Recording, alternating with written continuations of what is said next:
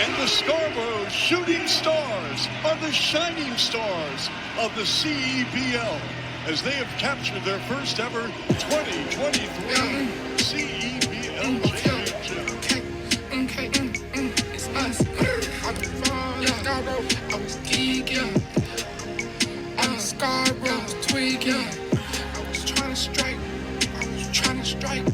I was trying to strike like a match late night. Strike like I missed it. Strike like I hit the pin. Strike like I'm not gonna work. Strike.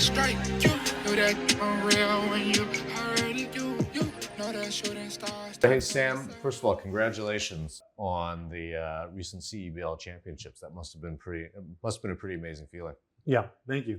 It was. It's our second season. Yeah. So the first season, I felt like we got robbed at the championship game with a bad foul call. Yeah. I rewatched that call about 1,000 times. About all games. Yeah. We lose. Yeah.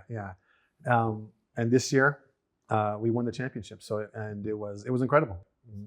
Lear, you're from Scarborough. I'm from Scarborough. Did you go to the party? I didn't go to the party, but I was definitely there this season. It was awesome. Just great. I mean, right there down the road at Pan Am, I'm like 5 minutes from there. So just popping in, seeing the games. Even last year, it was crazy when J. Cole was there. Yep, Yeah. that's Just right. coming through, just seeing a whole bunch of familiar faces, the community coming together. I gotta say, I'm curious. Like at the party that you guys had in Scarborough, what food did you serve? Well, look, I mean, Scarborough has its traditional cuisine, which is the beef patty. Yeah. Yep. Samosas, Yeah. doubles. Doubles are awesome. Yeah. So no, like it was authentic, Yeah. authentic Scarborough cuisine. I always wondered why Scarborough. Like, and also, I mean, we got our shirts on here, Scarborough course. Shooting Stars, right? Like, why not Toronto East or something like that? Okay, so you know what? To me, I usually answer that question with thinking of my own family or even like our immigrant roots. So when we come here, and I think we can all agree, like our family wants to preserve our heritage, our culture, right? Yeah. So Scarborough's not actually a city anymore. It's more of a historical region. Yeah. So for us to preserve Scarborough and what it means to us, I think it was important, regardless of what it meant for the greater Toronto area, Yeah. to call it Scarborough Shooting Stars, to put it in Scarborough and to keep it authentically Scarborough, to kind of preserve our history. Mm-hmm. So, I mean, I know it sounds crazy, but when I talk to people all the time, they're like, you know what? How much research did you do? Mhm. I go, nothing, zero research. Hmm. Well, what did the marketing tell you? We didn't do any marketing. Really? It was Scarborough or nothing. Seriously? I told the league, I go, we're putting a team at Scarborough. It doesn't matter if it's not, financially viable. We'll make it viable. It'll work out.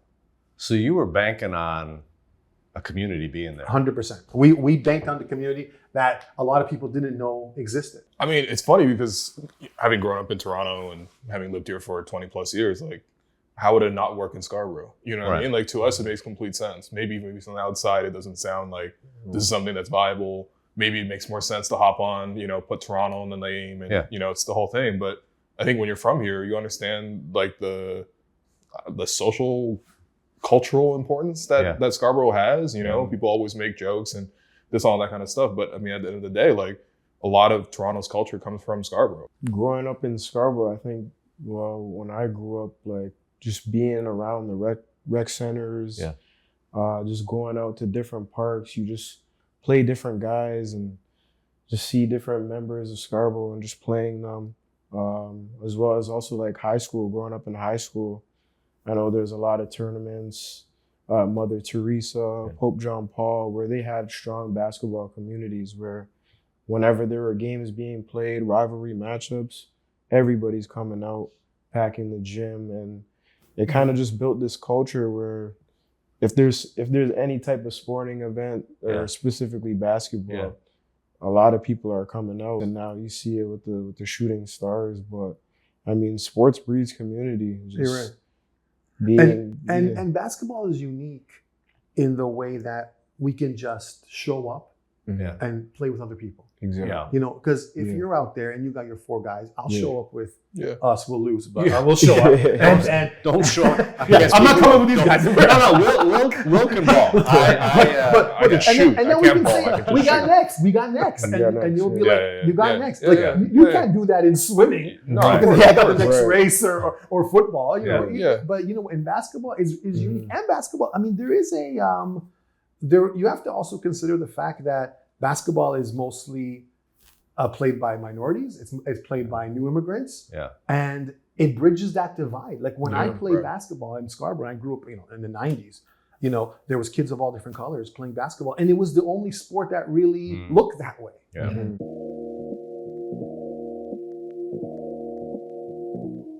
So, when you played basketball, what position did you play?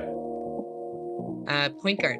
I was introduced to basketball when I was 13 because I was a figure skater before. And I lived in a little town in Sorel, Quebec. We were the only Black family at the time there. So lots of racism at the time too. Tell me about how sport, especially in basketball in your case, to what extent did it bring the community together, or, to what extent did it create some divisions? What was your experience like? My mom was a very special person. I always remember when people were calling you names, just said they probably just don't know your name. Just let them know. And so it was things like that where I was like, Mom, like I need to vent right now. You're not helping. So, but she was always had a different approach to things. Being able to be strong and understand that those are just words. So how do you change it? And I did find that, from a community perspective, things shifted. Like people really embraced our family. My sister and I became very popular in the sports that we were doing. And it just shifted people's attention to, us as individuals, as athletes, as, being able to represent the community. I feel that some of the friendships I've made, we became, my sister and I, my brother, some of the coolest people at the school, which was really neat, but I think sports did that. For me, I have this distinct memory of like coming here as an immigrant and like being in the playgrounds and sort of like trying to learn what it's like to like socialize and sort of what the cultural norms are kind of stuff. And I remember this thing very distinctly where it was like, kids would come up to me and ask me like, are you in hockey or are you in basketball? And it was such a weird thing to be asked because I'm like, well, really right now, neither. I'm kind of like a free agent, really. We're not playing that in China, like either one really that much at that time.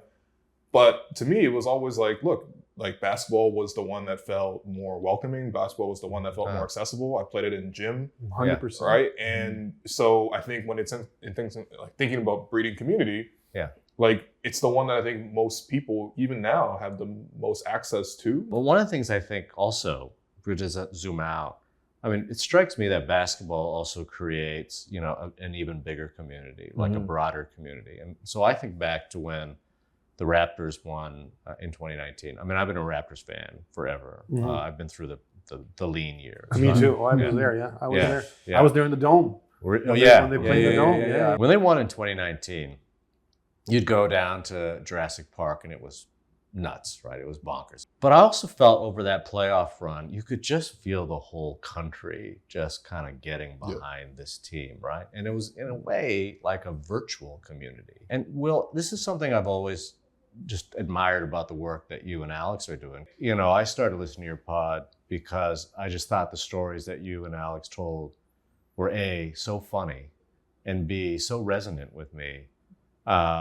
Because your experiences growing up as Chinese Canadians were like just similar stories, similar experiences I had. Sure, You use basketball as the topic, but you're creating also just a more extensive community, right? I mean, I think that comes with anything when you're in front of the camera or the spotlight or the microphone or whatever. It's like you have to share part of yourself. Like I can't just come on here and only talk about the Raptors. Right. I think when you share that piece about yourself, I think other people are able to make a personal connection.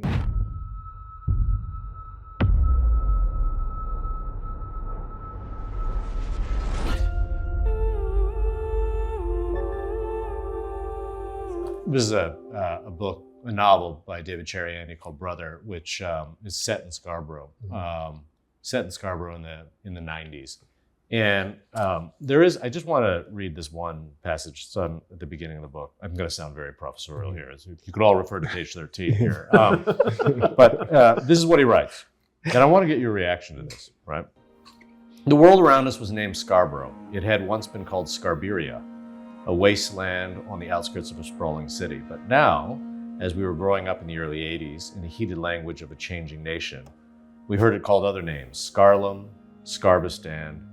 We lived in Scarborough, a suburb that had mushroomed up and yellowed, browned, and blackened into life.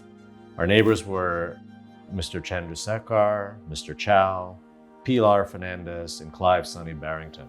They spoke different languages, they ate different foods, but they were all from one colony or the other, and so they had a shared vocabulary for describing feral children like us. We were ragamuffins, we were hooligans, up to no good, gallivanting. I think it's a really vivid description.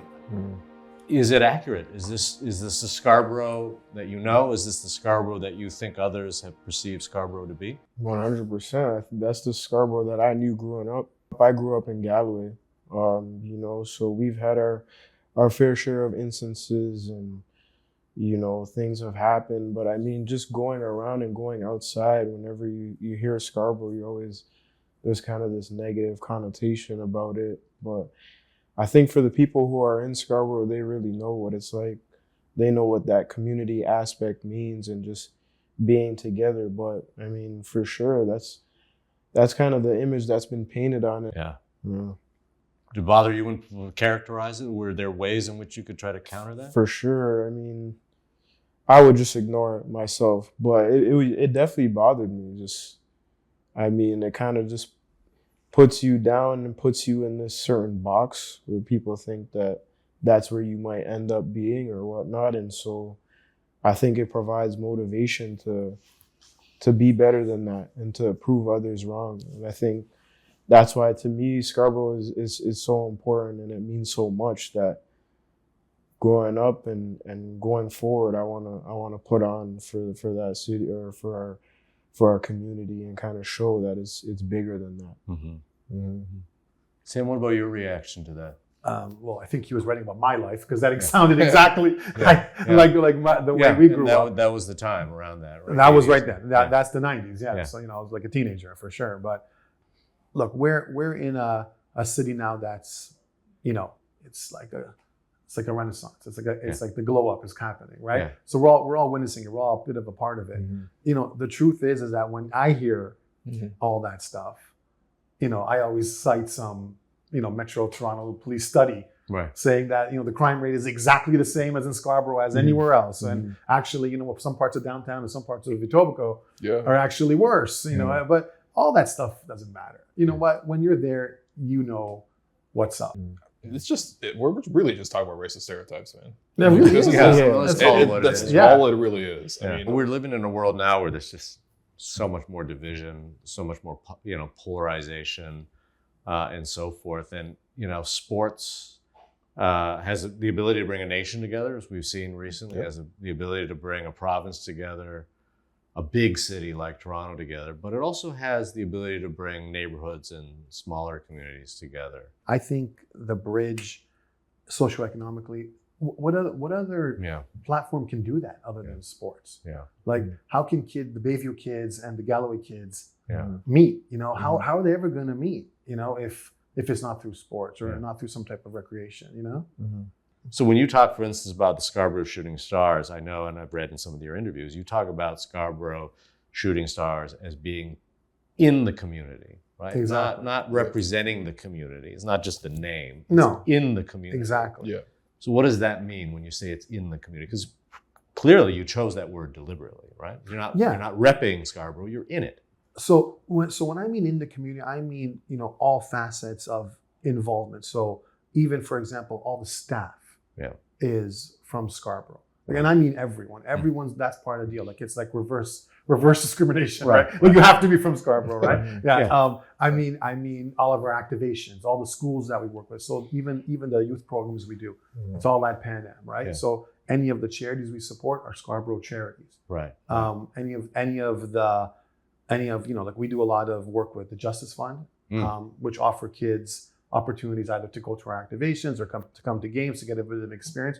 But all the programs they work with are Scarborough programs. Okay. Right. And I think that's what's important to us. Like, it really has to be by the community, for the community. We hear a lot of times from younger players in Canada and around the world, how the NBA and the way in which the NBA has been able to market itself globally has really, just really sparked basketball at the community level. Where does the inspiration, or where has the inspiration for young girls? 5 years ago, people were talking to me about NBA players, and I would say, give me a female, and they were thinking.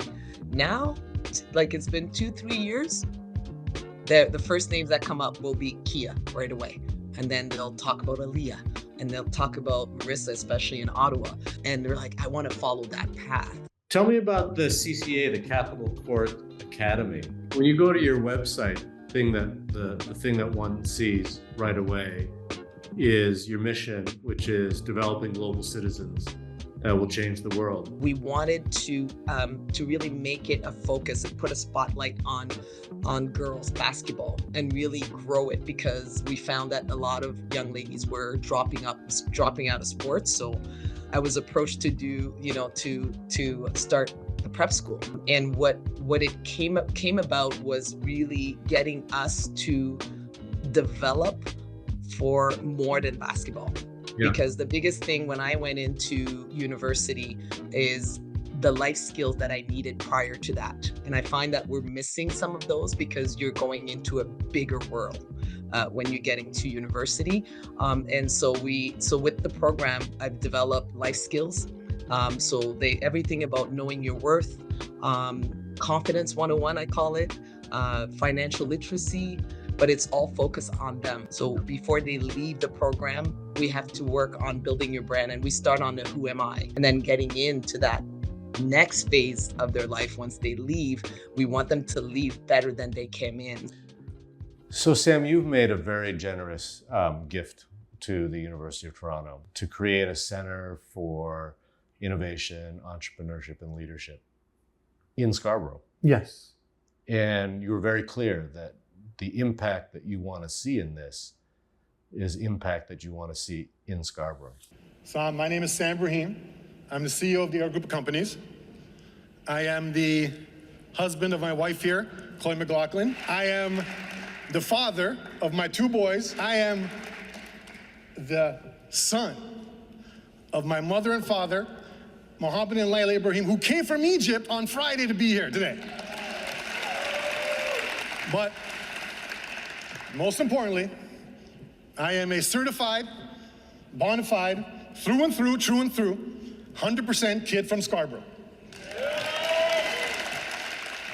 So when I wanted to build the school in Scarborough, the first thing I realized is that there's a huge drain of these great talents and great minds that are educated at the high school level, and then even my own nieces, they go to Western or they go somewhere else, and then they learn how to become entrepreneurs, and then unfortunately they start their businesses downtown Toronto or in Vancouver, or they go to San Francisco. Yeah. Right. So I mean, the idea is that you will practice where you are trained. Right. Mm-hmm. It's no different than putting a med school. Mm-hmm. Right. In Scarborough. So that was the logic behind it, that if students can learn how to become great business people in Scarborough, then they'll start their businesses in Scarborough. Well, you were talking earlier on about your experiences arriving in Canada as a new Canadian, and one of the things that I was really intrigued by was the experience you had, and we also had a guest before, Clem Chu, in creating the Chinese Canadian Youth Athletics Association, which, if you don't know, it's an amazing organization, and really just bringing together Chinese Canadian youth around basketball and around other things. Is this an organization that you're seeing pop up in other places in your travels? Are you seeing these kinds of communities being formed, or is it still pretty rare? What Clem is doing, what you're doing, like, you kind of have to intentionally invest in the community if you're going to build it, right? Like, these things don't just necessarily come out of nowhere. It comes from people's intentions. It comes from people's pride and wanting to pass that on, wanting to build that, expand that, and teach that kind of lesson. Right now, I think you're starting to see it. Like there's exploding interest for all sorts of sports, you know, especially, you know, when you see basketball being played at the highest level in Canada winning bronze at the World Cup for the first time. You know, like it just really adds to the success of the program. You know, soccer's coming up now too as well. Yeah. The women's team winning gold at the Olympics. I think our Canadian national team's got a real chance of gold Yeah. in the Olympics. But all those kids, all of them, I remember them all. Right. They came up through I this. remember all of them, every single one. I remember when Jamal was, you know, you heard about this kid out in Kitchener, and you know, he was like in grade 6, and you know, everyone is the next Jordan at grade 6, right? Everyone, but you know, he had real maturity at you know, at the 6th grade, but then you know what, the team he was on, there were tons of kids. When I say tons of kids, I mean thousands of kids that could be the next Jamal Murray, right? And the fact that now all of these kids are seeing it, it's no longer this pipe dream of this American named Kobe Bryant. No, it's Jamal. He was on my team where in Montreal it was Chris. Right. Chris, everyone knows Chris. You know, like we all know them. We all know them. Like I mean, everyone knows Andrew Wiggins. Like if you went to lived in Vaughan, everybody has a story about Andrew Wiggins. It's so funny, Wiggins story. Everyone's got a Wiggins story. Yeah, because Andrew was Michael Jordan of high school basketball. He dominated. Andrew was like, I mean, he was windmill reversing in grade 9, I think. You know, like the stuff he was doing when he was 15 blew your mind. Then I think he went to Huntington, prep, and then he came back to Vaughan. And the stuff he was doing in grade 12, like I honestly thought Andrew Wiggins was the next Michael Jordan. I really did, right? I mean, he was drafted to be like the next But yeah, he went to Kansas. He was drafted number 1. But every person was there in that gym in Vaughan. Basketball fans, the University of Toronto welcomes you to tonight's men's basketball exhibition matchup, featuring the visiting Harvard Crimson and your University of Toronto varsity Blues. Tonight's going to be a pretty big game for, you know, the U of T community and the Toronto community. We're playing against Harvard. We want to be Bulldogs on the court, and that's something that you can definitely expect from us this game against Harvard, and you know, every game throughout the year, just high intensity on defense, and you know, we're a team that's going to play with a lot of passion and energy. The 2022-23 Varsity Blues men's basketball MVP is Caleb Baker. I went to high school in Maryland. Coming out of high school, I was ranked on ESPN as a top 10 point guard in the state of Maryland. I went to Fairleigh Dickinson for 2 years, which is a Division I university in New Jersey, and then transferred to a Division II school, Flagler College, which is in St. Augustine, Florida. After those 3 years, I decided I wanted to come back home, get to play in front of my family. Both my parents attended University of Toronto as well, so you know, getting to play for their university that they went to, it means a lot to me. I think having your community supporting you, I think that's, you know, the backbone of every athlete. Just having that support and that foundation to know that there's people out there that believe in you, they trust you, who support you, who love you, who are cheering you on, even when times are tough. So I'm a big fan of the U of T varsity basketball program. And last year there were, it just seemed like a historic record number of people at these games. I mean, playing, do you remember the game against Carleton? TMU, even the Harvard game recently. Yeah. That was great. Yeah. And you guys won. That was amazing. That was amazing. A three-pointer at the buzzer. Yeah. It is amazing. Like the spontaneous, you know, when you're in a game and the crowd just spontaneously just gets out of their seats. Oh, yeah. Like that's happened at these games, right? And then also you walk into Gold Ring on a Friday or Saturday night, and you know, if it's like crosstown rivals with TMU or something, I mean, Toronto's basketball royalty is there, you know, and the fashion, the music, you know, everything. It's just, there's a complete, like Gold Ring just transformed for the night. And I just want more and more people to experience. So one way is, I think, like if you get, you know, Will Liu or Sam Ibrahim to come to these games. I think that'll get a lot of people at these games. You bring your friends, you tell your friends. Look, he can get 500,000 Yeah. to a game. Okay, all right. Even if it's 1%, it's 5,000, right? Yeah. Baker with 5 seconds left on the clock gets it up to Rudnick. One more pass to Sahar. The Varsity Blues win it at the Butler.